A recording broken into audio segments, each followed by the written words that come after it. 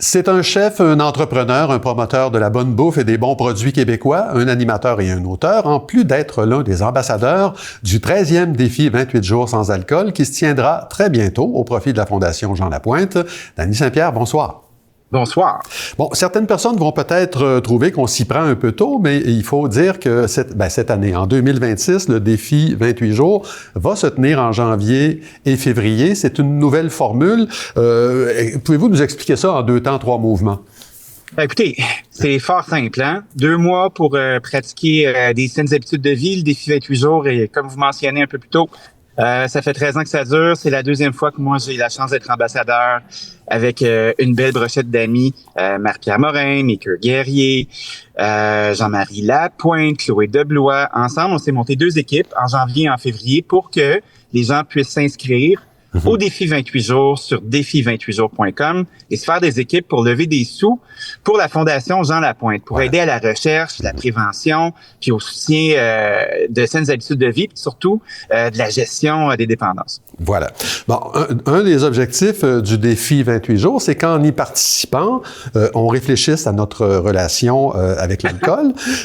Vous êtes vous-même devenu sobre il y a 10 ans, vous vous en cachez pas, vous le dites à chaque fois que vous en avez l'occasion de le dire. Alors, moi, j'aimerais savoir quel était votre rapport à l'alcool jusque-là et quelle sorte de réflexion s'est faite pour vous mener à la sobriété, justement. Ben, je vous dirais que à un certain moment donné, moi, ma relation était très festive. Tu sais, c'était vraiment de faire la fête puis tout ça. Là, j'étais pas le genre de gars qui se levait le matin avec un drink dans les mains parce que j'avais la shakeette, là.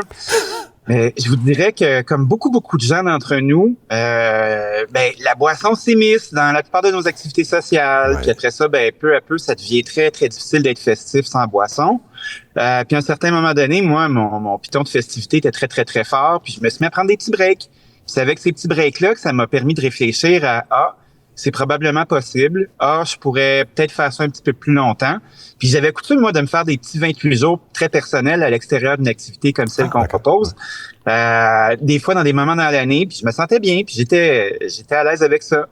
Donc, le défi 28 jours, c'est un peu comme un moment pour prendre le pouls de sa consommation d'alcool. Puis là, je sais qu'on est dans le rush des festivités cette année. On se prend un petit peu d'avance parce qu'il va y avoir janvier puis il va y avoir février.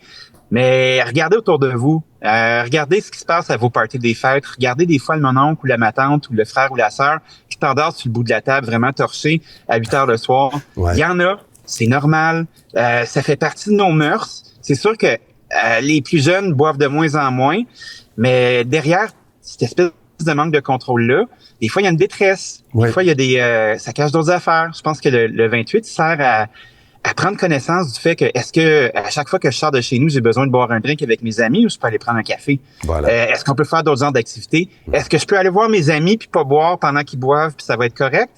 Puis une fois qu'on prend cette réflexion-là, ça aide à faire des choix par la suite. Fait que c'est pas dogmatique, c'est pas autoritaire, c'est pas la boisson c'est mal. C'est juste si vous avez envie d'en profiter plus longtemps, d'avoir un rapport avec un petit peu plus de contrôle avec tout ça, c'est peut-être l'occasion de prendre une petite pause. C'est pour ça qu'on est là. Votre sobriété, Dany, a néanmoins provoqué des bouleversements là, dans votre vie. Ça n'a pas été la joie instantanément. Non, moi, j'étais très, très, très festif avec la boisson.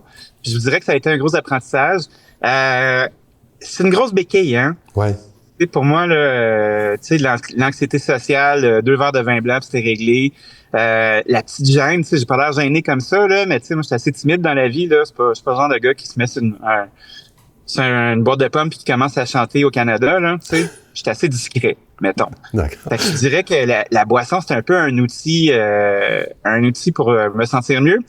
Puis je me suis trouvé d'autres astuces avec le temps, mais c'est difficile de le faire à froid. Tu sais, moi, j'ai pas fait de mouvement non plus.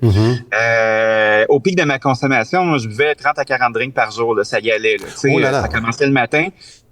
Toujours dans un mode festif, hein. Puis à un moment donné, tu crées des activités, puis ça finit par, tu sais, ça commence à 11 heures le matin, ça finit à 3 heures du matin, puis rinse and repeat. Fait que, il y a personne qui est à l'abri de ça. Moi, je me suis jamais ramassé vraiment déchéant en dessous d'un caniveau, là. J'ai toujours été extrêmement fonctionnel. Je suis un des chanceux.